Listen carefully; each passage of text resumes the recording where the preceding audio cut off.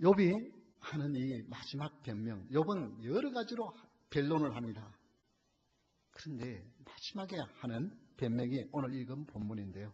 누구든지 좀 나의 변명을 좀 들어주십시오.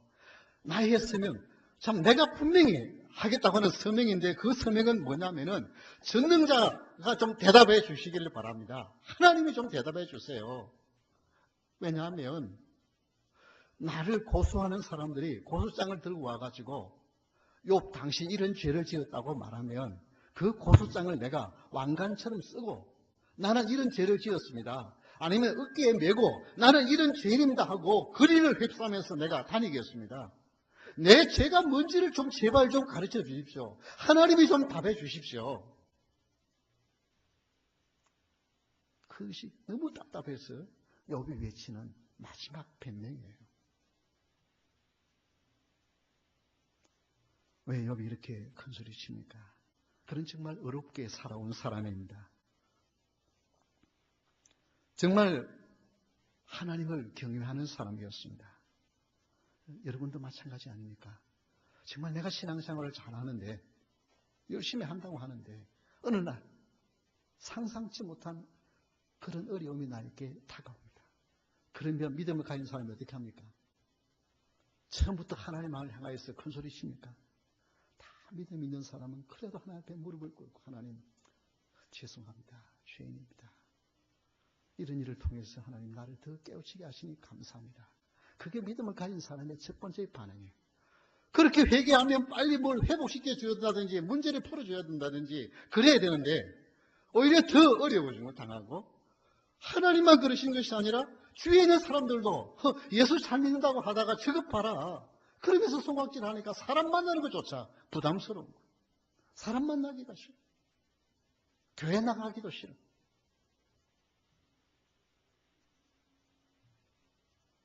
이럴 때 과연 우리는 어떻게 해야 할까요? 이 욥은 성경에 욥기 1장 6절에 보면 우스 땅에 욥이라 불리는 사람이 있었는데 그 사람은 온전하고 정직하여 하나님을 경외하며 악에서 떠난 자다. 성경이 분명히 자기 자신이 어렵다고 생각하는 것이 아니라 공적으로 하나님 판단에 그는 분명히 의로운 사람이었고 온전한 사람이었고 하나님을 경외하는 사람이었습니다. 정말 존경할 만한 길을 걸어가는 그런 믿음의 사람이었습니다. 그런데 하루아침에 여러분이 잘 아시다시피 재산 다 잃어버립니다. 자식이 10명 다 잃어버립니다.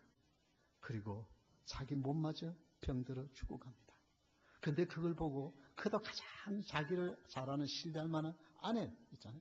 아내가 나는 당신을 신뢰한다. 나는 당신 안다. 그리고 격려해 줘야 될 사람이 어떻게 해요? 당신 차라리 하나님 욕하고 죽어라. 대부분의 성경학자들은 그냥 그렇게 욕하고 떠났다고 생각해요. 뭐 거기에는 성경에 기록이 없지만은 보십시오. 아무도 남은 것도 없어요. 돈도 없어요. 자식도 없어요. 오직 자기 몸도 하나인데 그것도 병들었어요. 그런데 더 답답한 것은 하나님이 아무 말씀도 안 하시는 거예요. 그래도 하나님은 욥아 나는 너를 안다. 그런 말씀이라도 해 주셔야 되는데 아무 말씀도 없는 거예요. 그래서 욥은 답답한 거예요. 그래서 변명하는 거예요. 그래서 누가 좀 너 이런 거 잘못했다고 말하면 나 그거 다른 사람 다 보도록 나는 이런 죄인입니다 하고 외치고 다닐 테니 그 제목 좀 알려주십시오.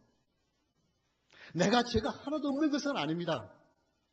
그러나 나는 그때마다 하나님 앞에 회개했고 심지어 내 자식들이 잘못했을까봐 잔치를 하고 나면 제사를 드리면서 회개했습니다.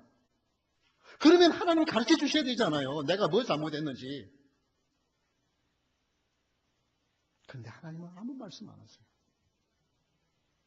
그리고 이제 오늘 말씀이 40절에 밀 대신에 가시나무가 나고 보리 대신에 독보리가 나는 것이 마땅하니라고 욥의 말이 그치니라. 욥의 말을 그쳤어요. 그 답답한 말을 그쳤어요. 그러니까 어떻게 해요? 하나님이 그때 그때부터 일하기 시작하시고 하나님이 말씀하세요. 하나님이 한번 말씀하시니까 그토록 말을 많이 하던 욥이 욥기 43장 4절에 보면 보소서 나는 비천하오니 무엇이라 주께 대답하리이까 손으로 내 입을 가릴 뿐이로소이다. 예, 손으로 입을 가렸습니다. 그리고 이제 하나님의 음성을 듣기를 원하고 하나님의 은혜를 헤아려보고 자기가 누군지를 알게 되어지고 그때 하나님이 욥을 만나주시고 책망하시면서 위로해 주시고 복을 주십니다. 사랑하는 성도 여러분, 살아오면서 이런 어려움 때문에 힘들었습니까? 아니면 아직도 하나님이 대답하지 않은 것 때문에 너무너무 하나님이 원망스럽습니까? 아니면 부끄러워서 교회에 다니기가 힘이 듭니까? 다른 사람 만나기가 어렵습니까? 그러면서 여러분 속에 막 열이 나서 외치고 있습니까? 예, 하십시오. 욥도 그렇게 했어요. 의인도 그렇게 했어요.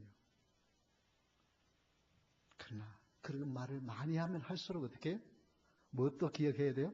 회개도 많이 해야 될 거 기억하시기 바랍니다. 예, 하나님은 어디에 역사하신다면 내 말이 그칠 때에 드디어 하나님은 역사하십니다. 그래서 여러분, 나는 막 죽겠다고, 나는 너무 힘들다고 그렇게 말하고요, 그렇게 가슴치고요, 나는 억울해서 못 살겠다고요, 내 죄가 뭐가 있느냐고요, 아니 나보다 훨씬 죄 많이 지은 사람도 버젓이 잘 사는데 하나님 왜 이러십니까? 그런 마음이 있습니까? 그럼 아직 때가 덜 된 거예요. 때가 덜 된 거예요. 고통 가운데 변명이 나오면 아직 때가 덜 된 것입니다. 그냥 침묵하면서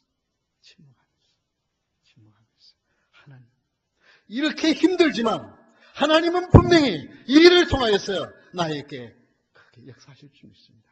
지금은 힘들지만은 모든 것을 합하여 선을 이루신 하나님을 믿습니다.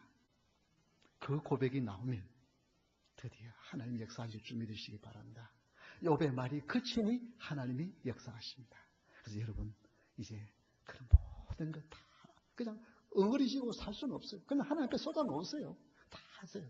그러나 분명히 아실 것은 여러분의 말을 그칠 때 하나님이 일하기 시작하십니다.